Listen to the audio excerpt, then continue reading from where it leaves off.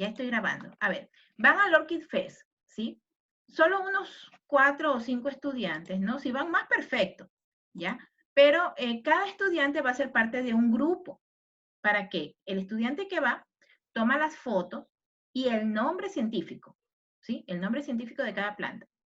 Luego, el grupo, como van a ser unos 5 o, ¿cuántos son ustedes? 34, 35, ¿cuántos son? Ahorita sí no recuerdo. Bueno, van a ser unos 4 o 5 estudiantes por grupo. Los demás estudiantes, como son 20 plantas, les va a tocar que a unas 3 o 4 o 2 por cada estudiante, ¿sí? O si son 7 estudiantes más o menos. Van a tomar 2 plantas, le sacan la clasificación taxonómica, es decir, familia, género, especie, a qué grupo pertenece, todo eso, ¿no?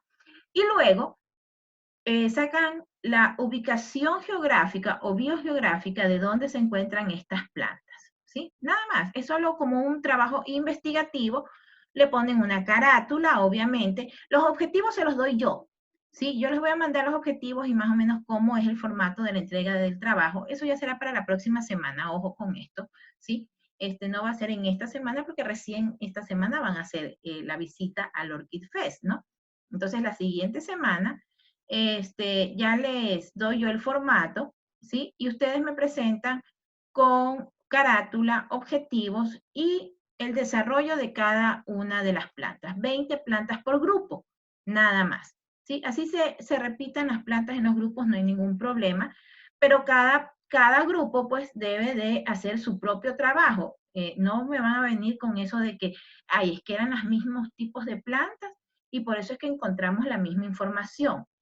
Recuerden que cuando uno hace una investigación, pone con sus palabras y no copia y pega un trabajo que encuentren de otro lugar, ¿ya? Entonces lo que yo espero es que ustedes hagan ese trabajo y como a cada uno le toca una o dos plantas, no es un trabajo extenso, ¿sí? La idea es de que se repartan el trabajo y entre todos lo hagan y cada uno escribe a su manera, ¿sí? Qué sé yo, esta orquídea es originaria, no sé, del Ecuador, del bosque seco y se encuentra así. O sea, lo que ustedes pongan, pero con sus palabras, en base a su investigación. Ya, entonces no me pueden presentar trabajos iguales, peor entre grupos. No puede ser que porque todos los grupos hagan de la misma planta, todos me van a entregar la misma información. No puede ser, porque eso es un trabajo investigativo que les estoy mandando, chicos, ¿sí? Obvio, tiene un puntaje, esto es un deber, ¿sí? No, recién deben de formar los grupos. Recién deben de formar los grupos. Primero deben de decidir quiénes van a ir, quiénes pueden ir, ¿sí? A partir de ahí forman los grupos, porque en cada grupo debe de haber una persona que va a ir al Orchid Fest, ya si por alguna razón o motivo, ¿no? Por ejemplo, les comento, en el grupo anterior había un grupo en el que 2 estaban en, ¿qué me dijo? En Esmeraldas, había una chica embarazada, la otra chica también vive fuera de Guayaquil, entonces como que se les dificultaba justamente a todos los de ese grupo ir. Entonces yo les dije, bueno, ya en esos casos extremos en que ya nadie del grupo esté aquí cerca de Guayaquil, no les voy a decir, no, es que tiene que venir, no, mentira, no puede, no les voy a obligar a eso. Entonces ahí sí tienen que compartir información, ¿no? Con otro grupo o pedirle a la persona que vaya que ya no tome de 20 plantas, sino unas 30 por lo menos, para que tengan por lo menos unas 10 plantitas cambiadas, ¿no? Entonces ya eso depende de cómo se pongan de acuerdo, ¿no? Si encuentran a alguien que realmente vaya y les ayude con el trabajo, o puede ser alguien fuera del grupo de trabajo, ¿no? Algún familiar que les diga, no, a mí sí me gusta y yo sí puedo ir y yo te ayudo tomando fotos y tomándote la información. Podría ser, chicos, ¿no? Entonces, no es que los estoy obligando, por favor, pero sí sería interesante para que hagan este trabajo y les va a ayudar a ustedes también a trabajar en base a las orquídeas, que por ejemplo, este tema de las orquídeas no es un tema que tenemos dentro de botánica, pero sí es importante porque las orquídeas son plantas, son flores realmente, y muchas de ellas son endémicas o son por lo menos eh, flores que se encuentran, ¿sí? Aquí en la provincia del Guaya sobre todo, o en nuestro país Ecuador. Hay muchas especies de orquídeas y somos uno de los principales países que tienen gran variedad de estas plantas. Entonces, aprovechemos esta oportunidad que se da, ¿sí? Porque si, por ejemplo, estuviéramos en un periodo en el que no se da el Orchid Fest, pues no se puede hacer. Entonces, aprovechemos estas oportunidades, ¿sí? Así es, Tatiana. Muy bien, muchas gracias, ¿sí? El trabajo es para todos porque el que no va, investiga, ¿sí? Entonces, todos tienen ya un trabajo que hacer, ahí sería otro trabajito, ¿sí? Esto también sería para botánica práctica. Y también tenemos el otro trabajo de los chicos que van a la reforestación y que nos van a compartir, ellos van a compartir sus experiencias y las especies de árboles, porque son más bien árboles los que van a plantar allá. Entonces, ¿qué especies de árboles plantaron y por qué? Por ejemplo, también podrían averiguar quién les proveyó las plántulas, ¿sí? Las pequeñas plantas para poderlas sembrar, porque esos aunque no lo crean, son pequeña información, pero muy importante, porque tal vez ya luego, cuando ustedes ya sean profesionales, necesiten de algún vivero o alguien que haga estas plantas, entonces ya ustedes van a recordar eso. Uy, cierto, que en la clase de botánica me enseñaron que estas personas venden plántulas y venden árboles, entonces tendrán la información a la mano. Entonces son pequeñas cosas que nos van a servir luego cuando ya ustedes sean profesionales. Tal vez ahorita como estudiantes van a decir, ay, pero ¿para qué me manda esto la profesora? ¿No? Pero luego cuando ya ustedes sean profesionales y necesiten cierta información, ahí van a recordar y van a decir, oh, sí, esta información me sirve. Entonces, chicos, mientras podamos hacer estas pequeñas cosas, yo sé que debido a la movilidad, tan limitada que tenemos actualmente por esta pandemia, pues no todos podemos ir, sino todos iríamos, ¿no? No les digo, yo todavía estoy convenciendo a mi esposo que quiero ir a la Sí, una pregunta. Dígame. ¿De cuántas personas es el grupo? Lo que no recuerdo es cuántos son ustedes. Ustedes son, eh, ahorita estamos 20, hay 20 estudiantes, ¿ya? Por ejemplo, podrían ser 4 grupos de 5 estudiantes, entonces solo van 4 estudiantes como mínimo, ¿sí?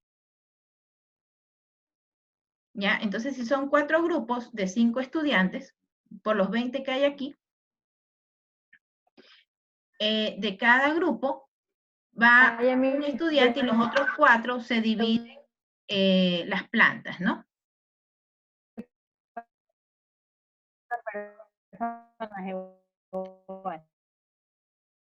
Le escucho entrecortado, María Emilia. Carolyn me dice que son más. Ya, entonces si son más, por ejemplo, si son unos 25, así también, grupos Miss, de 5 o hasta grupos de 7 puede ser, chicos, para que les toque menos plantas. Miss, disculpe, en el laboratorio, o sea, en el grupo de laboratorio de botánica somos 28 integrantes y con usted, sin usted creo que somos 27. Ya, 27. Y aquí en integrantes. Ya, entonces pueden ser grupos de 6, ¿sí? De 6 integrantes y que creo que queda un grupo o 2 grupos de 5, así sería, ¿no? Según mis matemáticas. Ya, entonces sí, así pónganse de acuerdo, chicos. Por lo mínimo unos 4 estudiantes que vayan, ¿sí? Para que formen entonces 4 grupos de la cantidad de estudiantes que quede. No hay problema. Así sean 7 estudiantes u 8 estudiantes por grupo, pero la idea es de que vayan y hagan esta práctica, ¿sí?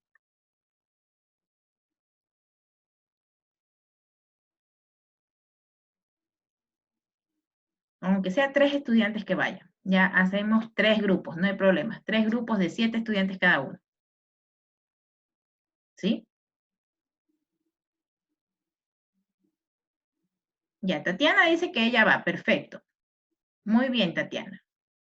Miss, yo voy con Tatiana, si va Tatiana voy yo. Ya, pues perfecto. Entonces ya ahí van 2 estudiantes, ¿sí? Entonces ya ahí pueden ser 2 grupos. ¿sí? Sí, también va Jorge. Jorge, Sí. ya, entonces Jorge también, serían 3 estudiantes. ¿Sí ven? Ya si van los 3, ya cada estudiante forma un grupo. Y ya de ahí forman grupos de unos 7 estudiantes cada uno, ¿sí? 6 o 7 estudiantes, ¿ya? Para que todos puedan tener, ¿quién lo decidió? Para que cada uno pueda tener la oportunidad de formar su grupo y con la información que lleve, ¿ok? ¿Estamos de acuerdo, chicos? ¿Sí?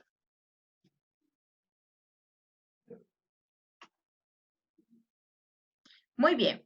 Entonces, ahora sí, ya vamos a entrar en materia. Vamos a ver sobre los tejidos vegetales. Recuerden que ya vimos sobre el parénquima, el colénquima y el esclerénquima. ¿Sí? Vimos sobre esos 3 tipos de tejidos, que son los tejidos fundamentales. Ya vimos también previamente los tejidos protectores, ¿sí? La epidermis, la peridermis y también pues lo que era la cutícula, la cutina y los otros tejidos que también a veces se suelen encontrar, ¿ok? Hoy día vamos a hacer un pequeño repaso nuevamente de parénquima, colénquima y esclerénquima, pero muy breve, ¿sí? Y luego terminamos con xilema y floema, que son los tejidos conductores, chicos, ¿ya? Entonces, el día de hoy vamos a seguir repasando sobre parénquima, colénquima y esclerénquima, pero lo vamos a ver de una forma muy rápida. Ya ahondamos en ese tema la clase anterior, pero hoy día volvemos a hacer un pequeño playback, ¿sí? Para poderlo recordar bien. Y luego nos vamos a xilema y floema, ¿ya? Ok, entonces comenzamos, chicos.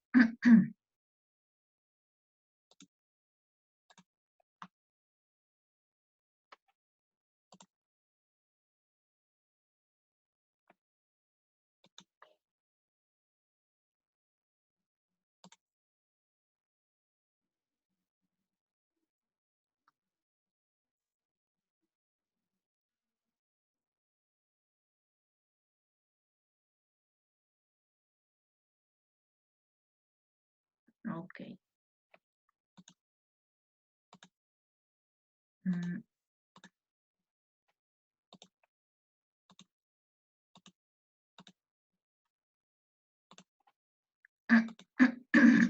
Muy bien. Aquí tengo un pequeño documento que saqué de la Universidad Nacional de La Plata, ¿sí? De la Facultad de Ciencias Agrarias y Forestales, de un curso de morfología vegetal que hace un pequeño repaso sobre parénquima, colénquima y esclerénquima. Muchas de las cosas que aquí dice ya las vimos en el contenido anterior, ¿no? En el trabajo anterior que vimos, que era de la Universidad de Valencia, ¿sí? Pero aquí dice algo importante, que no sé si lo dije en la clase pasada, pero que en mucha bibliografía lo encontramos y lo vemos, ¿sí? Entonces, en algún momento ustedes puedan ver y decir, uy, pero es que este tipo de clasificación no lo había visto, ¿no?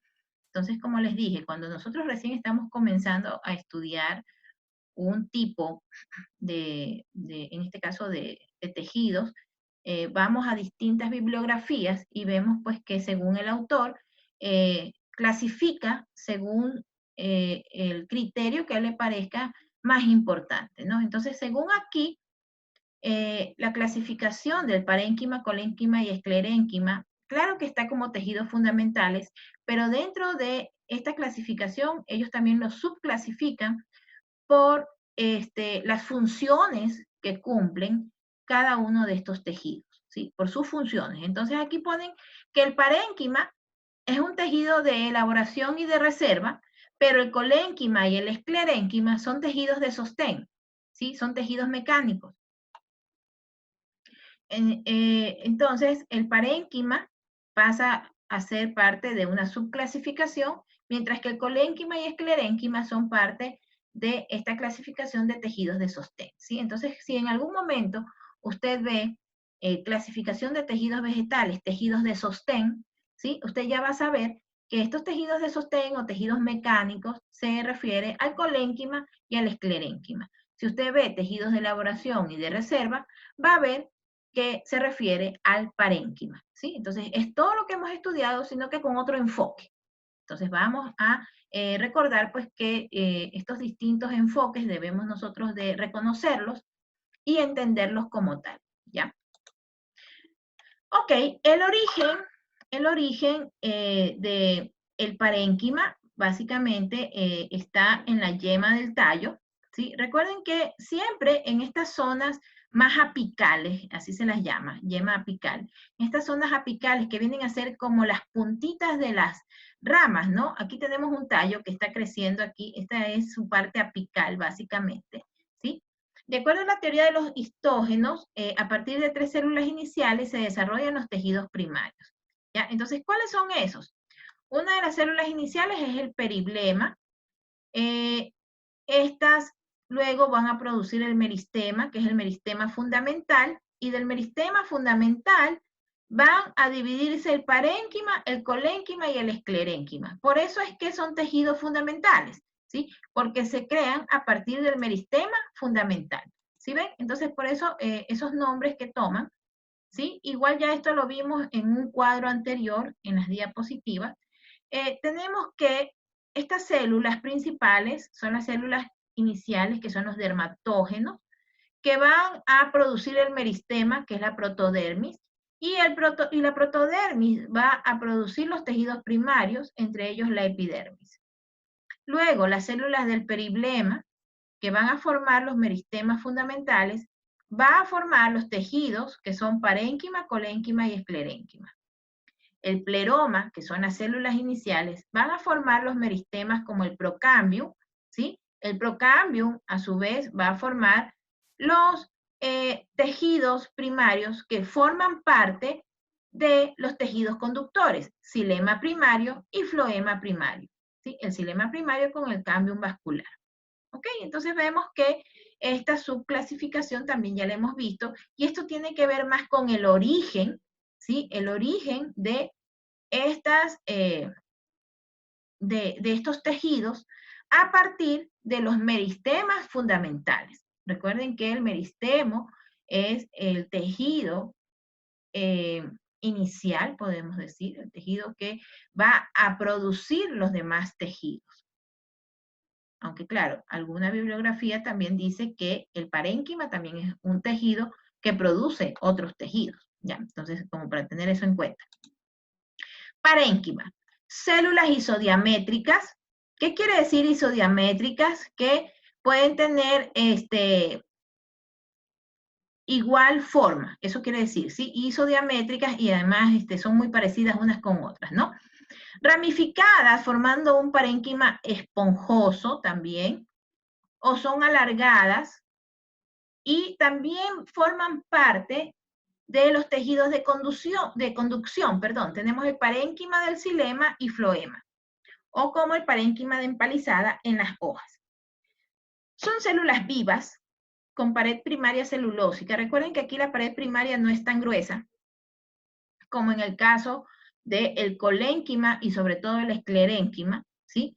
Por eso es que hace hincapié en esto. Aquí las paredes primarias son celulósicas, y de hecho también debemos de tenerlo en cuenta, porque cuando ya veamos al microscopio estas células, ya solo observándolas nosotros podemos identificarlas. ¿Pero por qué? Porque ya conocemos sus características, ¿ya? Entonces, si usted ve una célula que tiene cloroplastos, si usted ve una célula que su pared celular es delgada, o sea, es una pared normal, ¿sí? Y usted observa además que todas las células son parecidas, entonces usted ya sabe que está frente a un tejido parenquimático, ¿sí?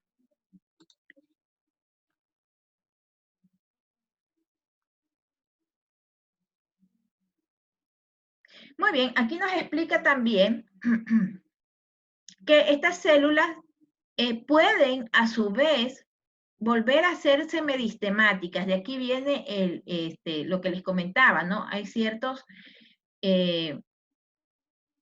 investigadores o botánicos que piensan que estas células siguen siendo meristemáticas, o que vuelven a ser meristemáticas, porque a partir de las células parenquimáticas, ¿sí? Se pueden formar esclereidas. Es decir, a partir de células del parénquima, se pueden formar esclereidas. ¿Y las esclereidas de qué tipo de tejido, ¿a qué tipo de tejido pertenecen, chicos? A ver, ¿quién recuerda? Las esclereidas, ¿a qué tipo de tejido pertenecen?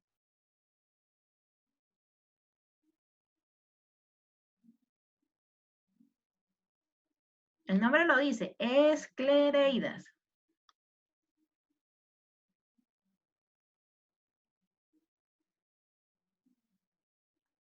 Jóvenes.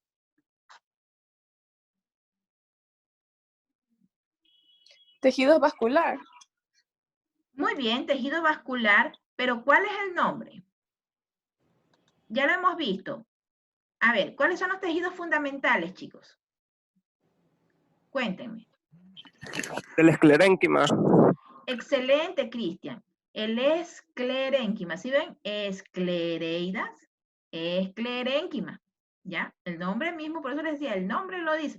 Esclereidas, esclerénquima. Recuerden que los tejidos fundamentales, sí, como bien dijo, no recuerdo, perdón, ¿quién me dijo? Cristina, ¿quién fue? Alguien me dijo ahorita. Tejidos fundamentales, está bien, sí, son parte de los tejidos fundamentales, ¿sí? Son parte de los tejidos fundamentales, pero los tejidos fundamentales son tres: parénquima, colénquima y esclerénquima, ¿sí? Entonces, eso ya debemos de tenerlo claro. Parénquima, colénquima y esclerénquima. Esos son los tejidos fundamentales, ¿ya? Y las esclereidas son parte del esclerénquima, ¿sí? Y aquí nos está diciendo que las células del parénquima pueden volverse meristemáticas y convertirse en esclereidas. ¿Ya? Eso quiere decir que de un tipo de tejido se diferencian a otro tipo de tejido. ¿Ya? Por eso es que muchos investigadores, muchos botánicos, piensan que las células del parénquima son parte del meristemo también. Pero eso es, ya son cuestiones de diferencias, de división en cuanto a los científicos, ¿no? Que no se ponen de acuerdo. Pero en general, nosotros debemos aprender que las células, los tejidos, perdón, fundamentales son tres: parénquima, colénquima, esclerénquima. Son los tres, no hay más, ¿sí? Son tres tejidos fundamentales. ¿Y por qué son fundamentales? Porque provienen del tejido meristemático fundamental, ¿ok? Y las células del parénquima, que recuerden que estas células solo reconocemos al clorénquima, ¿sí? Es decir, las células que tienen cloroplastos dentro del parénquima, conocemos al clorénquima, que son las células que tienen cloroplastos, ¿sí? Pero nos dice que estas células del parénquima pueden volverse meristemáticas, es decir, tejido fundamental nuevamente, y convertirse en otro tipo de tejido, que es el esclerénquima, y convertirse en células esclereidas. Las esclereidas son parte del esclerénquima. Recuerden que el esclerénquima tiene dos tipos de células, las fibras y las esclereidas, ¿ya? Entonces, eso ya lo vimos la clase pasada, lo volvemos a repetir. Yo sé que estamos todavía estudiándolo, pero ya son conceptos que ya debemos de irlos aprendiendo y debemos de irlos conociendo, ¿sí? Entonces, seguimos aquí. Por su función, entonces, se va a clasificar el parénquima en parénquima de elaboración o clorénquima, lo que les decía, ¿sí? Las células con cloroplastos, y en parénquima de reserva. Entonces, el parénquima va a tener dos tipos de células, ¿sí? Parénquima de elaboración o clorénquima y parénquima de reserva. El parénquima clorofiliano o clorénquima, ¿sí? Como su nombre lo indica, lleva cloroplastos conteniendo clorofila, pigmento fotosintéticamente activo que le permite realizar fotosíntesis elaborando los alimentos. El clorénquima lo encontramos en órganos verdes, principalmente en las hojas.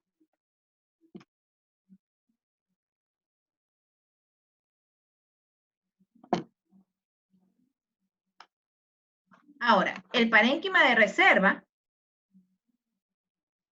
se lo clasifica de acuerdo al compuesto que acumula. Y aquí vamos a ver lo que ya vimos la clase pasada, pero además nos nombra otros tipos de parénquima. parénquima erífero, parénquima acuífero, parénquima tanífero, esto no lo vimos anteriormente, dice con taninos, parénquima mucilaginífero, parénquima anulífero, parénquima aleuronífero y parénquima amilífero y parénquima cristalífero. Nosotros, en la clase anterior, solo vimos creo que 3 o 4 tipos.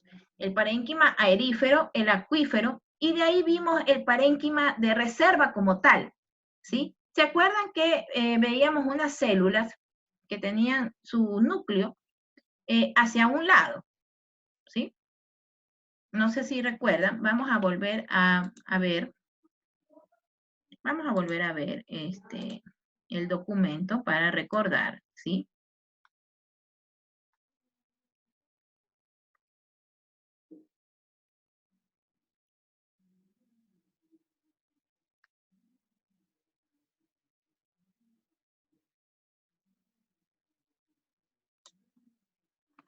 Ok, aquí está.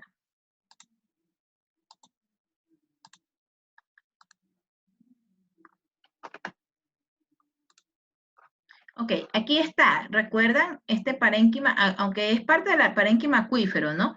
Pero ¿recuerdan este parénquima que yo les decía? ¿Sí? Que tiene grandes vacuolas desarrolladas, agua más mucílago, ¿sí? Estas son el parénquima mucilagífero. Parece trabalengua. Parénquima mucilagífero. Pero nosotros solo lo vimos como parénquima acuífero, ¿sí? ¿Sí ven? Pero este es el tipo de parénquima mucilagífero, ¿sí? Pero lo cuentan dentro del parénquima acuífero, ¿sí? Acá está el parénquima aerífero y aquí está el clorénquima. ¿Se acuerdan? Las células del clorénquima. ¿Ok?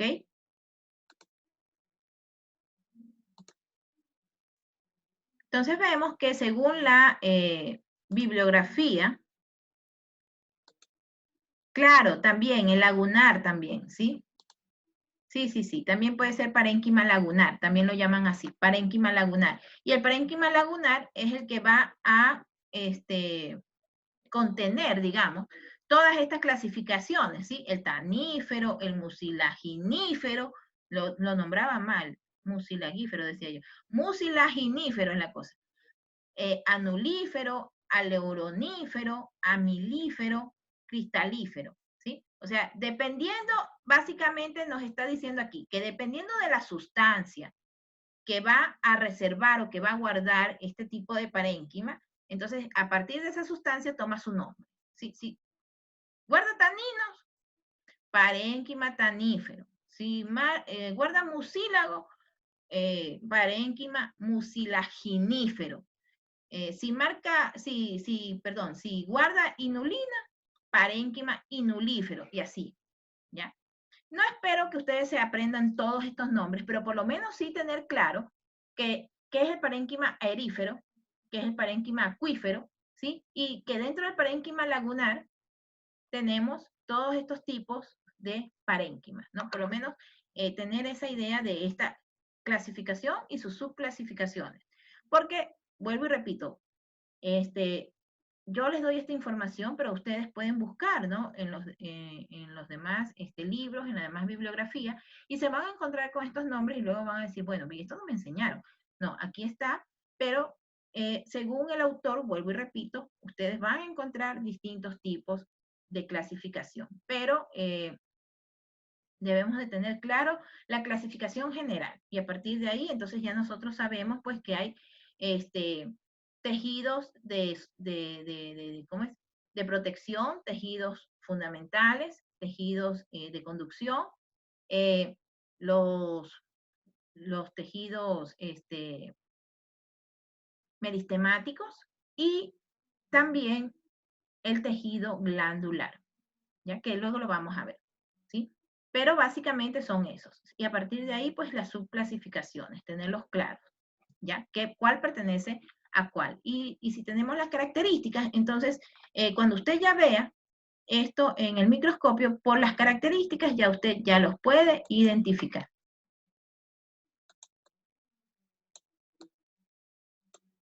Colénquima.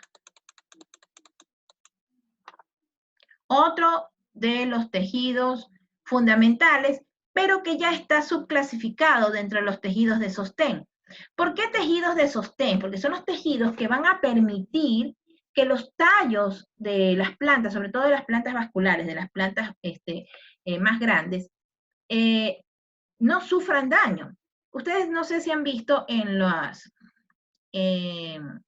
videos en los que pasan los huracanes, ¿sí? Cuando los huracanes azotan la playa y esas pobres palmeras, no sé si las han visto cómo se doblan así, pero no llegan a quebrarse.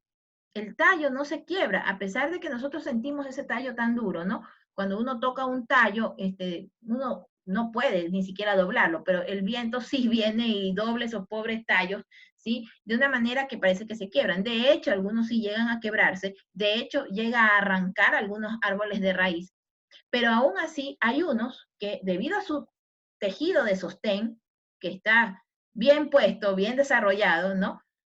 Esas plantas llegan a doblarse, pero luego que ya pasa el huracán, nuevamente empiezan a crecer erguidas. ¿Por qué? Por sus tejidos de sostén, por el colénquima, por estas células que tienen esas paredes gruesas, que hacen que estos tallos, que estos árboles, que esos tejidos de estas plantas, que esos órganos, resistan el embate del viento, ¿sí? En plantas con gran desarrollo, el esclerénquima pierde en gran parte su función y en las monocotiledóneas y raíces es poco frecuente, ¿sí?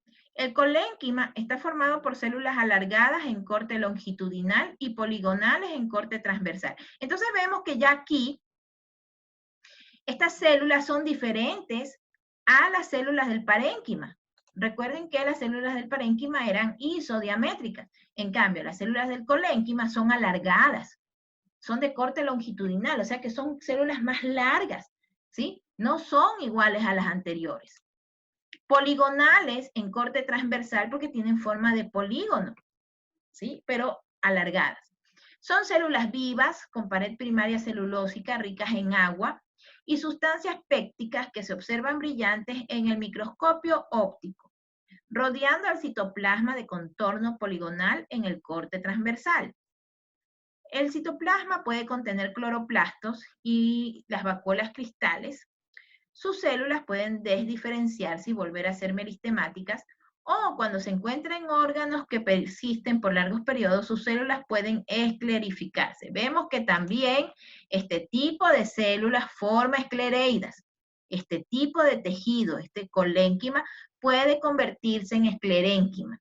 ¿Por qué? Porque sus células pueden llegar a esclerificarse, nos dice aquí. ¿Cuál es la diferencia entonces entre estas células del colénquima y las células del parénquima?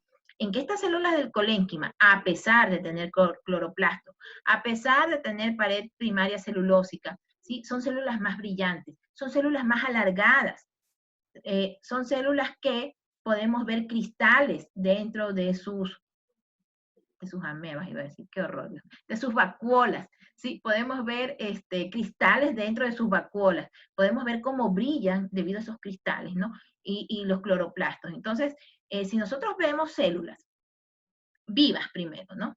Si vemos células que son alargadas, si vemos células con su pared celulósica, si vemos células que brillan, entonces ya no es parénquima, estamos viendo células de colénquima, ¿sí? Aquí nos da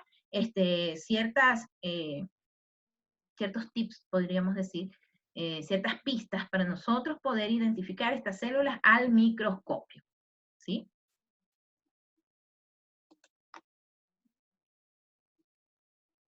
Muy bien, como en la vez anterior vimos que los tipos de colénquima son angular, lagunar, laminar, y el laminar aquí le ponen otros nombres, ¿sí ven? Lamelar, ¿sí? Laminar o lamelar, y masivo. De hecho, nos aumentan uno más, ¿sí? ¿Sí ven, chicos? Entonces, como les decía, según la bibliografía, vamos viendo nuevas formas de clasificación. Pero nosotros ya conocemos, ¿no? Cómo es el colénquima angular, cómo es el colénquima lagunar y el colénquima laminar o lamelar, ¿sí? El angular, ¿se acuerdan? el colénquima, uy, perdón, el colénquima, ahí está. Angular, ¿recuerdan? ¿Sí? Esto lo vimos en la clase anterior. Las paredes celulósicas se engrosan, ¿en dónde? ¿Dónde se engrosan las paredes celulósicas, chicos? En el colénquima angular. A ver, ¿quién me contesta?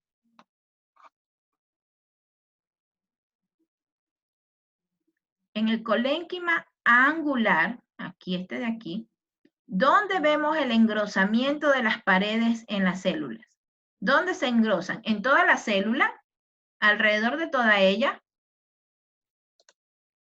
Alrededor. Alrededor, Cristina nos contesta en el chat en los vértices, ¿sí? Excelente. Muy bien, Cristina, ¿sí? En los vértices. Sí, Tatiana, en las paredes, obviamente en las paredes. Muy bien, ¿sí? Alrededor de las células, Helen, la respuesta correcta es en los ángulos. En los ángulos. Alrededor de la célula, podríamos decir que es el laminar. Aún así, solo se engrosa en los lugares tangenciales, es decir, solo en esta parte. Si ven que entre las células no está tan grueso, es solo en la tangente, como en trigonometría, ¿no? En la tangente de la figura. Solo en estas partes tangenciales, ¿sí?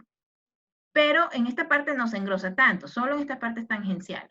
En el lagunar sí se engrosa más, ¿sí? En las partes tangenciales, pero la diferencia es que aquí podemos ver estos pequeños huecos o lagunas que no son células, ¿sí? Cuando nosotros lo vemos al microscopio, observamos que no tiene núcleo, no tiene organelos, es solo un espacio con sustancia intercelular, nada más. ¿Sí? Son lagunas que se forman entre las paredes gruesas del colénquima, ¿ya? Entonces, ese es el angular, ¿sí? Y el laminar o lamelar, como dice aquí, son células con engrosamiento en las paredes tangenciales o periclinales. El lagunar es un colénquima con espacios intercelulares o lagunas, y masivo es una forma derivada que presenta fuerte engrosamiento en todas las paredes. Este podría ser el que tiene engrosamiento en todas las paredes, masivo, que este no habíamos visto antes, ¿sí? Este no habíamos visto antes, el masivo.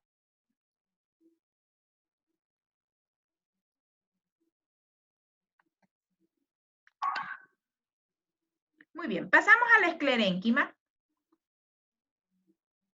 Chicos, preguntas hasta aquí sobre el colénquima y el parénquima y el colénquima, antes de pasar al esclerénquima. ¿Alguna pregunta, alguna duda? Algo que no quede claro, chicos, por favor. Ya de aquí ya no volvemos a ver estos tejidos, ya pasamos a ver los tejidos de conducción. ¿Hay alguna pregunta con respecto a esto? Yo sé que esta parte es mucha teoría, pero son conceptos que deben de quedar bien claros, ¿sí? Porque ya luego pasamos esto y ya cuando pasemos a ver los órganos de la planta, ya solo vamos a hablar de estos tejidos y ya no vamos a caer en estas singularidades de cada uno, ¿sí? Ya no vamos a explicar todo esto porque por eso ya les estoy explicando ahora. Entonces, cualquier duda que tengan, así usted piense que no, pero ¿por qué voy a preguntar eso? No, pregunte, haga su pregunta, no se quede con la duda. Es el momento en que ustedes deben de preguntar y de salir de cualquier duda que tengan. Así usted piense que su duda sea irrisoria, o tal vez sea una duda que usted diga, no, pero es que esto es muy complicado. No importa, salgamos juntos de esas dudas, porque eso nos ayuda a entender mejor los temas, chicos.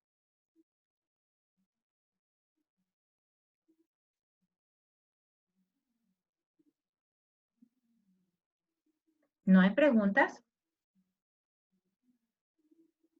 Yo tenía un profesor que decía, si no hay preguntas son dos cosas, o entendieron todo o no entendieron nada. Así es que chicos, yo espero que sea que entendieron todo. ¿Sabe que hoy día nos dijeron esa frase? Usted es la segunda persona que nos vuelve a decir eso. A mí que les dio el mismo profesor, porque dice exactamente la misma frase. El profe de micro nos dijo lo mismo. al pie de la letra. Idéntica, ¿sabes? Idéntica. Tuvimos el mismo profesor, entonces.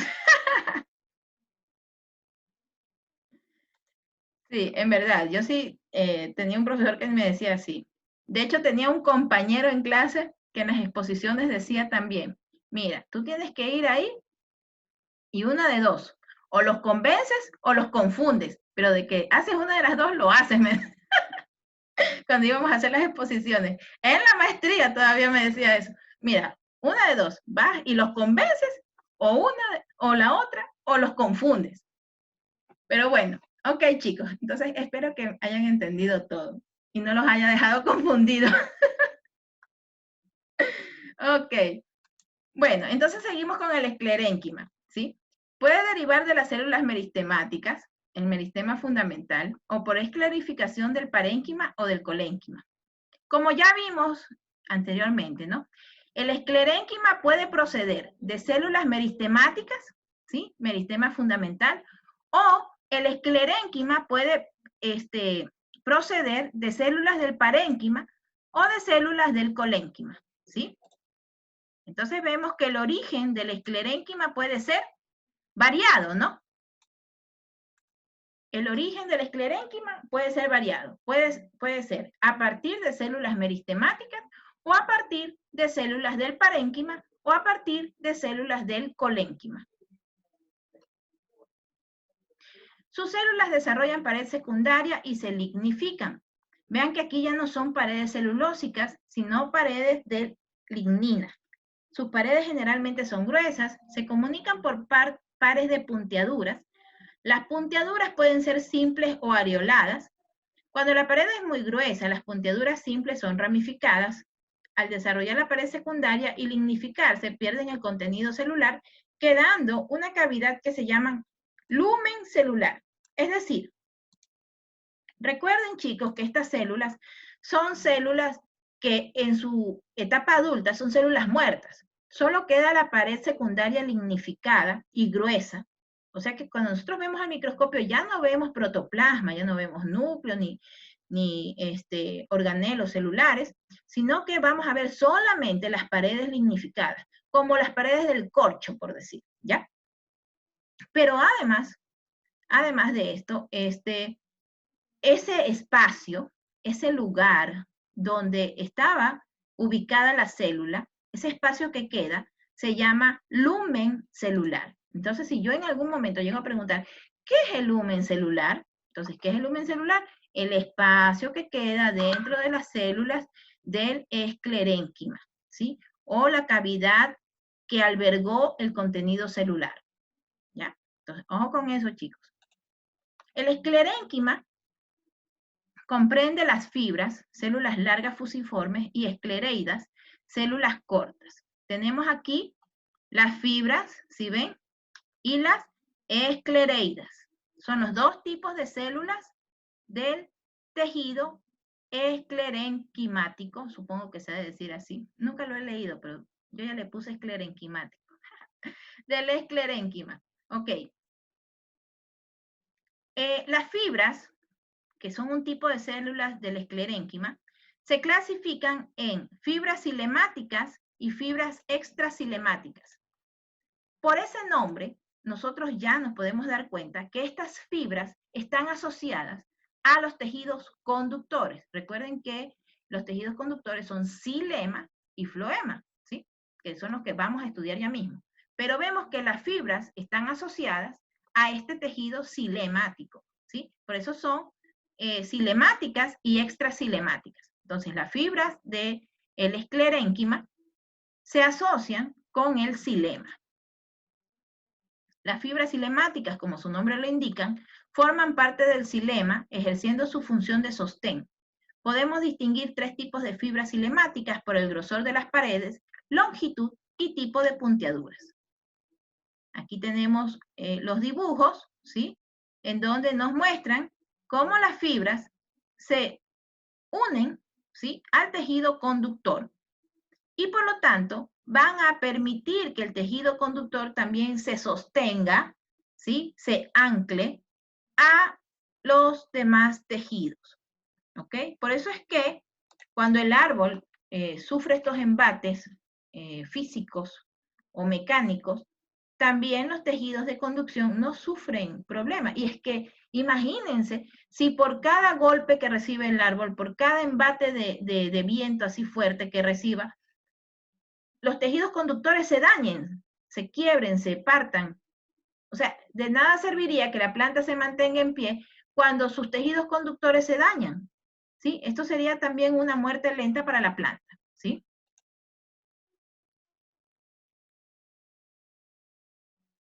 El lumen celular, Cristina, lumen celular. El espacio que alberga el contenido celular, estaba aquí arribita, es el lumen celular, ¿sí? ¿Dónde lo puse? Acá está. Ahí está, lumen celular, ahí está. Muy bien. Así está bien, chicos. Pregunten, hagan sus preguntas. Si les queda alguna duda, háganla nomás.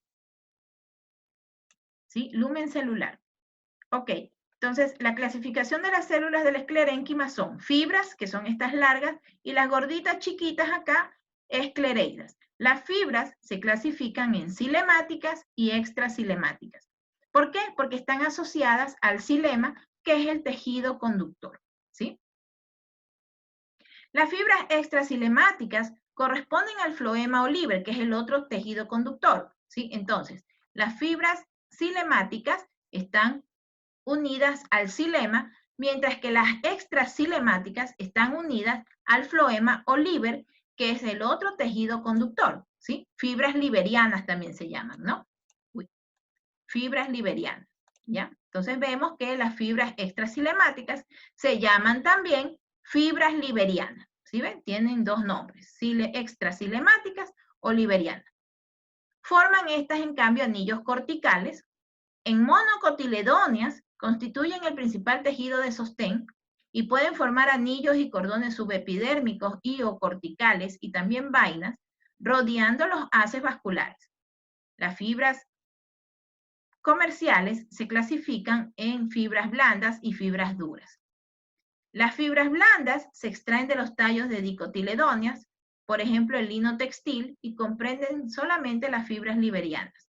Las fibras duras se extraen de las hojas de monocotiledóneas, por ejemplo, del formio, y comprenden fibras más los restantes tejidos, tales como los de conducción, parénquima y epidermis. Entonces, las fibras extracilemáticas son las fibras liberianas que se unen en forma de anillos corticales al floema o liber. Esclereidas son más cortas, adoptan diversas formas y derivan de células parenquimáticas esclerificadas. ¿Sí ven? Provienen del parénquima, ¿sí? En algunos casos, no siempre, ¿no? Por su forma, se clasifican en braquiesclereideas o células pétreas, astroesclereidas, macroesclereidas y osteoesclereidas. Por último, esclereidas filiformes. ¿Sí ven? Aquí tenemos ya dentro de una clasificación otra subclasificación. Las esclereidas se pueden clasificar por su forma en braquiesclereidas o células pétreas, astroesclereidas, macroesclereidas y osteoesclereidas, y esclereidas filiformes.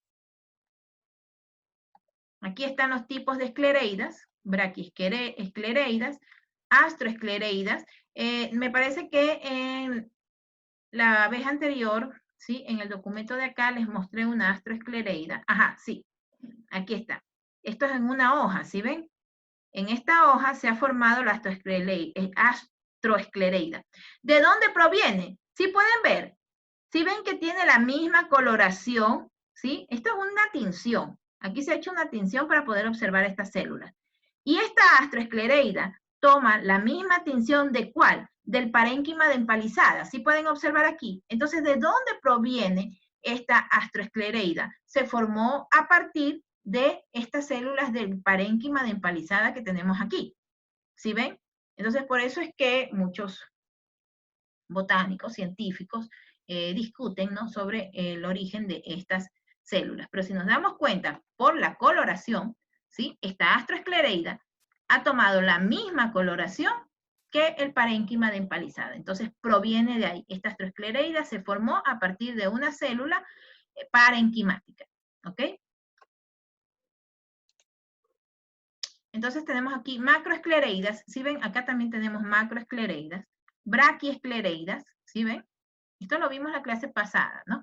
Acá está. Esclereidas filiformes y osteoesclereidas. ¿Ok? Entonces hasta aquí el repaso que teníamos el día de hoy sobre el tejido esclerenquimático, digo yo.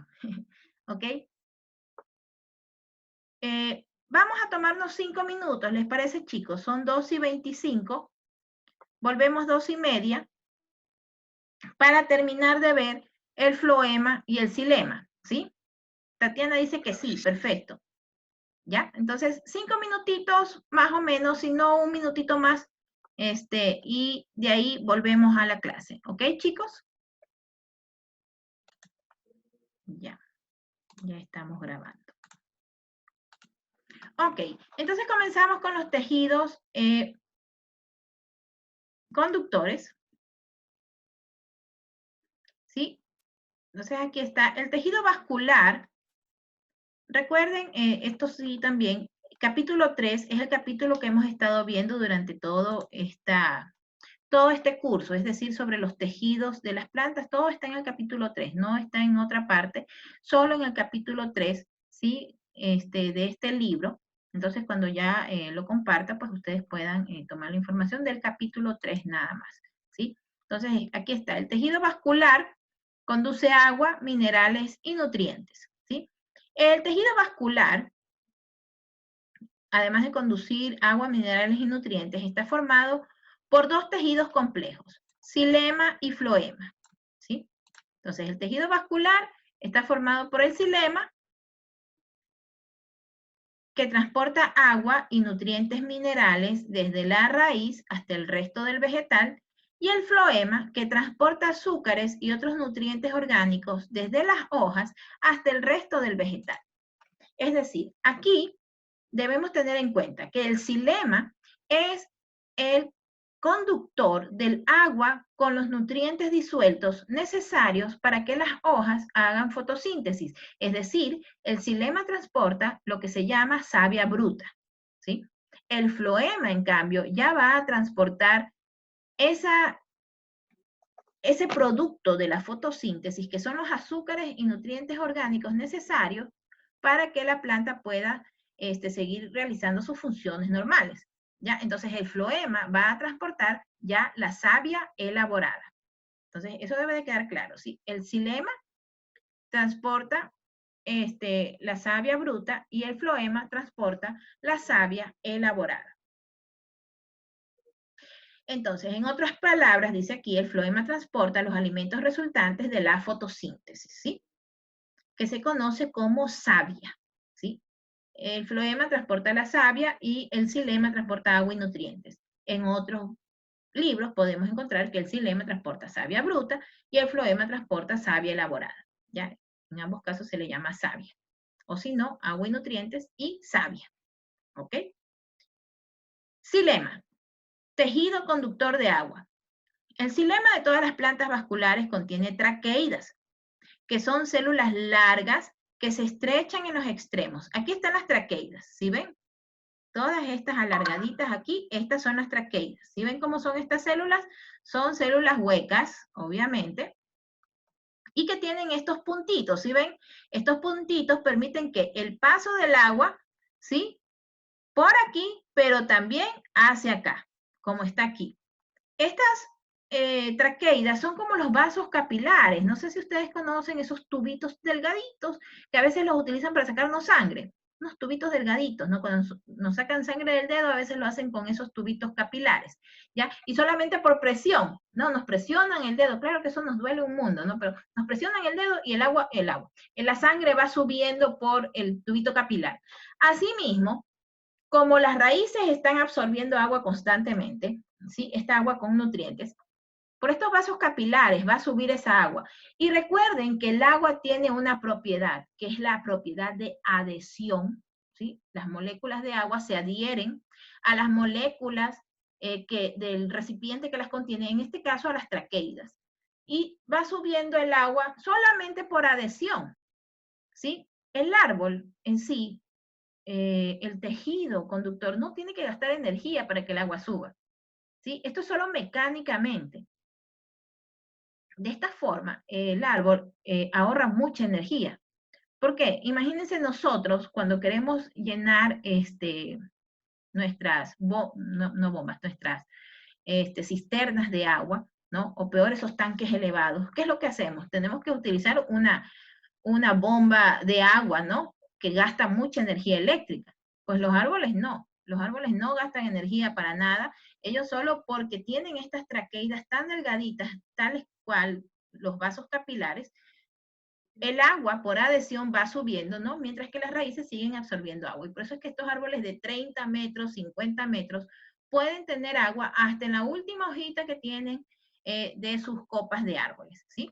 Porque recuerden que el agua va hacia allá, va hacia las hojas para que las hojas, junto con esa agua llena de nutrientes, puedan producir fotosíntesis y elaborar la savia que va a ser el alimento de la planta, ¿sí? Y luego, obviamente, ya por el floema, va a bajar esa agua, ya eso sí, por gravedad, pues no. Porque recuerden que, en cambio, el xilema, las traqueidas, van a pelear contra la fuerza de gravedad, y por eso es que son células muertas. Imagínense la presión que deben de soportar estas células, ¿sí? Por la cantidad de agua que va subiendo, porque igual es una cantidad de agua muy grande que va a subir por medio de ellas, así sean unos tubitos capilares delgaditos, ¿no? Bueno, las traqueidas fueron las primeras células conductoras de agua en las plantas vasculares y son el único tipo de células conductoras de agua en los helechos, coníferas, así como de las plantas vasculares sin flores en general. La mayoría de botánicos creen que las traqueidas se derivan únicamente de células meristemáticas, mientras otros consideran que son un tipo muy diferenciado de esclerénquima. Ahí comenzamos de nuevo con las distintas teorías sobre el origen de estas células, pues no. Bueno, al igual que las células del esclerénquima, las traqueidas mueren al alcanzar la madurez y de ellas solo queda la pared celular. La gruesa pared secundaria de una traqueida rodea el espacio que previamente ocupó el contenido de la célula viva. Las traqueidas se alinean unas con otras para formar un sistema continuo de conducción de agua. La pared celular secundaria de una traqueida presenta regiones más finas denominadas punteadas, en las que solo existe pared primaria. Las punteadas de traqueidas adyacentes están normalmente alineadas, lo que permite que el agua y los minerales fluyan de una traqueida a otra que esté por encima, por debajo o al lado de la misma. En algunos vegetales, las punteaduras están rodeadas por unas protuberancias en la pared celular secundaria que refuerzan la apertura y también la hacen más estrecha, aminorando así el flujo. Volvemos a ver que esto no es nada más que una adaptación que tienen estas plantas o esta adaptación que tienen estas células para valerse de la adhesión del agua y así poder transportar mayor cantidad de agua y mucho más rápido por medio de ellas, ¿sí? Volvemos a ver a las traqueidas, vemos las punteaduras areoladas, si ven que son las que permiten el paso, están así unas junto a otras, y ya hemos visto esto, ¿no? Cómo las punteaduras areoladas están unidas formando estos haces de vasos, ¿sí? Estos haces de vasos que van, de traqueidas, ¿no? Que van a permitir que el agua suba, ¿sí? Por ellos, ¿sí? Aquí el agua va subiendo, no se va adheriendo a las paredes de las traqueidas, y por eso es que estas son células muertas con paredes engrosadas, porque van a resistir la presión del agua. Imagínense la presión de toda esta columna de agua de 30 metros, así sea tan delgadita esta traqueida, ¿no? Igual es una presión bárbara. Seguimos viendo acá más traqueidas, ¿sí? Aquí ya vemos las traqueidas completas, acá estaban en un corte con un corte que podemos ver por dentro de ellas, acá ya están por fuera, ¿no? Y aquí vemos una microfotografía que está más cerca, ¿sí? De 2 micrómetros, para ver las areolas, ¿sí? ¿Y qué son las areolas? Dentro de estas punteaduras areoladas están las areolas. Las areolas son estas aberturas que van a tener un toro, que no es otra cosa que una compuerta, digamos así, que obstruye el paso del agua. Es decir, que el agua no es que pasa por pasar, o sea, no es que el agua va e inunda estas traqueidas y sube y sube y sube. La planta tiene la potestad de decidir la cantidad de agua que va a subir. Y es lógico, porque imagínense si el árbol se encuentra en un lugar donde llueve copiosamente. Imagínense, las raíces van a estar absorbe y absorbe agua, absorbe y absorbe agua. ¿Y qué pasa con el pobre árbol? Se va a inundar de agua, pues, ¿no? Si fuera verdad, ¿no? Pero ¿qué pasa? El árbol es un ser vivo, entonces él muy bien puede decidir la cantidad de agua que va a subir por sus traqueidas. Si ya la cantidad de agua es suficiente, entonces se cierran los toros y ya el agua no prosigue, ya no sigue aumentando. ¿Ok? Entonces, podemos ver cómo estos organismos, ¿sí? Pueden ellos decidir la cantidad de agua que va a subir para ellos producir la fotosíntesis. Aquí vemos una microfotografía real, esto es la realidad, esto es un dibujo, ¿sí? De estas areolas, donde vemos el toro, y si ven todas estas conexiones son permeables, es decir, pueden hacer que el toro se mueva hacia un lado o hacia el otro, evitando entonces el paso del agua, ¿sí? Aquí está bloqueada, entonces esto obstruye el fluido entre una traqueida y otra, ¿ok? ¿Preguntas hasta aquí, chicos? ¿Alguna duda? Con este mecanismo que tienen las traqueidas dentro de sus punteaduras areoladas, ¿sí? Las areolas, comprendemos bien qué es el toro, que es una punteadura areolada, cómo está conformada, cuál es su función, ¿sí? Todas esas preguntas debemos hacernos para luego poder nosotros entender y explicar o comprender cómo es la función de estos tejidos conductores, ¿sí? Para que en algún momento, pues nosotros ya cuando veamos, vuelvo a repetir, los siguientes temas que ya tienen que ver con organografía de las plantas, ya nosotros entendamos por qué ciertas situaciones se presentan dentro de la planta y por qué. Porque ya nosotros entendemos cómo funcionan sus tejidos.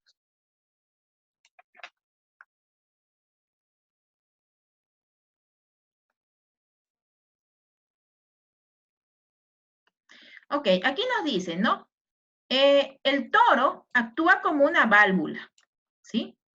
El toro actúa como una válvula, por lo tanto, va a permitir aminorar el flujo de agua en caso de ser necesario, ¿sí? Para aminorar el flujo, aquí nos dice, ¿no? Para aminorar el flujo de agua en caso de ser necesario. Además de las traqueidas, el xilema de la mayoría de las plantas con flores y de unas pocas gimnospermas contienen otras células conductoras del agua llamadas elementos de los vasos, que transportan agua y minerales más rápido que las traqueidas. La mayoría de botánicos cree que los elementos de los vasos se derivan únicamente de células meristemáticas, pero otros creen que son un tipo de esclerénquima marcadamente diferenciado. Al igual que las traqueidas, los elementos de los vasos mueren en su madurez y la pared celular forma entonces tubos huecos. Sin embargo, son generalmente más amplios, más cortos y menos estrechos que las traqueidas. Es decir, tienen un diámetro menor. ¿Por qué? Las traqueidas tienen hasta 100 micrómetros, los elementos del vaso tienen hasta 100 micrómetros en comparación con los 10 micrómetros de las traqueidas. Y pueden transportar una cantidad de agua y minerales 100 veces superior que las traqueidas. Los elementos vasculares pierden algo o gran parte de su pared celular en cada extremo, dejando unas placas de perforación que permiten que el agua fluya a la vez que confieren sostén. De este modo, los elementos de los vasos se unen para formar un conducto continuo o vaso. También tienen punteaduras laterales que permiten el flujo lateral de vaso a vaso.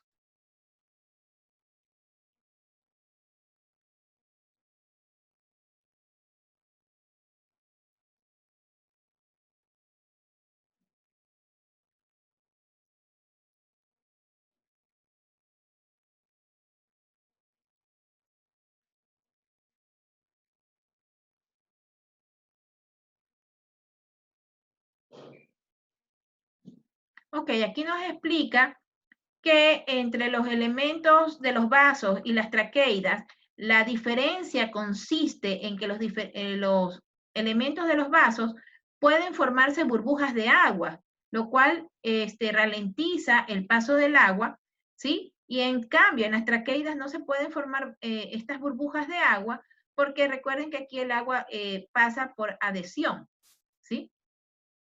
Y si eso sucede en una traqueida, al fin y al cabo lo que se obstruye es una traqueida. Pero en cambio, en los elementos de los vasos, ¿sí? Si un solo elemento vascular se bloquea por una burbuja de aire, todo el vaso puede dejar de conducir agua, ¿sí? Y esto sí, pues, hace que la planta sea más vulnerable, por ejemplo, a una congelación también, ¿sí? Porque los cristales de hielo formados en un solo elemento vascular bloquearán el flujo vascular por completo, ¿sí? Entonces, vean con todo lo que tiene que lidiar una planta, pues, ¿no? Estos son los elementos de los vasos y estas son las placas de perforación, ¿sí? Y las traqueidas, sí ven que las traqueidas son más delgadas, ¿no? Aquí vemos elementos de los vasos en una microfotografía real, ¿sí? Y vemos las traqueidas a los lados, ¿no? Sí ven que las traqueidas son chiquititas, ¿no? Es que son 10 micrómetros en comparación de 100 micrómetros, pues, ¿no? Es una comparación bárbara, ¿no? Es 10 a 1, básicamente.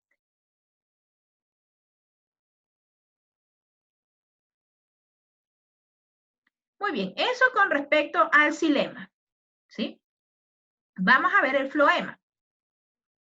En las plantas vasculares existen otros tipos de células especializadas que forman el llamado floema, que transporta alimentos. El floema de las plantas con flores consiste en células denominadas elementos de los tubos cribosos, ¿sí? Entonces, cuando hablemos de cribas, también las llaman así, ¿sí? Cribas o tubos cribosos, estamos hablando de floema. Ojo con eso. Cuando hablamos de traqueidas, hablamos de xilema, o de elementos de los vasos, hablamos de xilema. Pero cuando hablamos de cribas o tubos cribosos, estamos hablando de floema. A diferencia de las traqueidas y de los elementos de los vasos, los elementos de los tubos cribosos permanecen vivos y activos en su madurez. Obviamente, porque estos no tienen que soportar la presión del agua, porque ya aquí, como les digo, el floema ya va de arriba hacia abajo, es decir, va a favor de la fuerza de gravedad. Entonces, baja ya por cómo es por inercia, pues, ¿no? Ya baja la savia elaborada.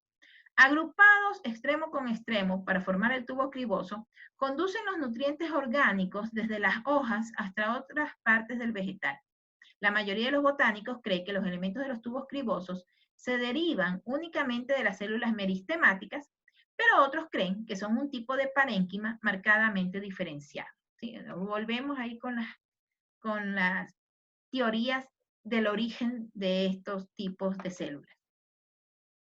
Un rasgo distintivo de los elementos de los tubos cribosos es la presencia de la placa cribosa, que es una pared celular con poros que bordean la membrana y permiten que los materiales pasen de una célula a otra sin cruzar la membrana plasmática y la pared celular.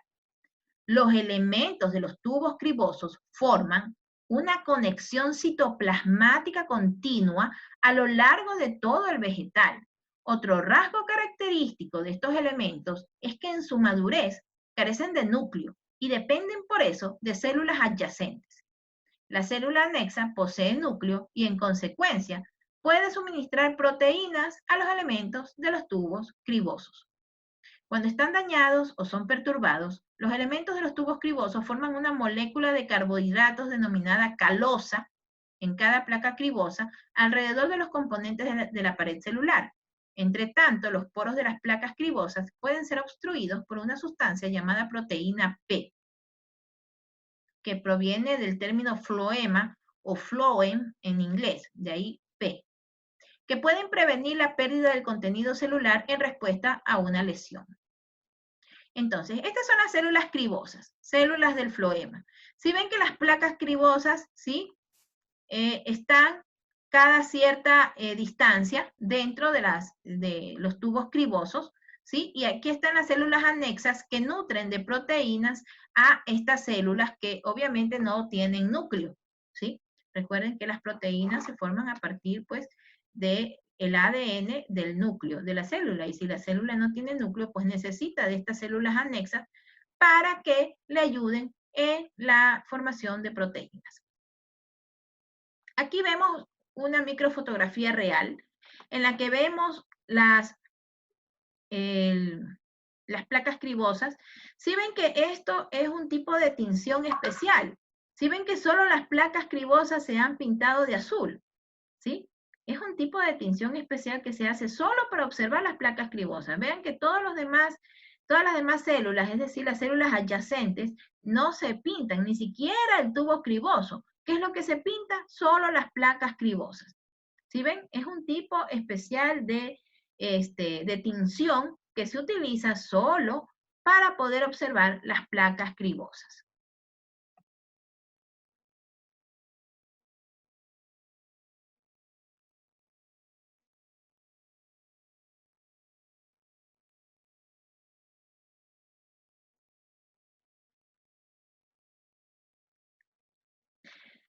Algo más que nos dice aquí, el floema contiene parénquimas y fibras, que es lo que hemos visto antes, ¿no? Son células que van a acompañar y que van a hacer la función de sostén, ¿sí? Sobre todo las fibras, ¿sí? De este tipo de células o de estos vasos conductores que son el xilema y el floema. Ok, chicos, hasta aquí entonces la clase del día de hoy, ¿sí? Hemos vuelto a recordar los tejidos fundamentales, parénquima, colénquima y esclerénquima, y sus diversas clasificaciones según sus funciones o tipos de células. Y hemos visto los tejidos conductores, xilema y floema. ¿Ok? La próxima clase creo que ya terminamos con tejidos glandulares y con tejidos meristemáticos que no hemos visto. Sí, pero ya nosotros hemos estado revisando también sobre los tejidos meristemáticos. Si no hay ninguna pregunta, chicos, entonces nos despedimos, y si hay preguntas, pues aprovechemos este tiempo para resolverlas o resolver cualquier duda que tengan. Sí, disculpe una preguntita.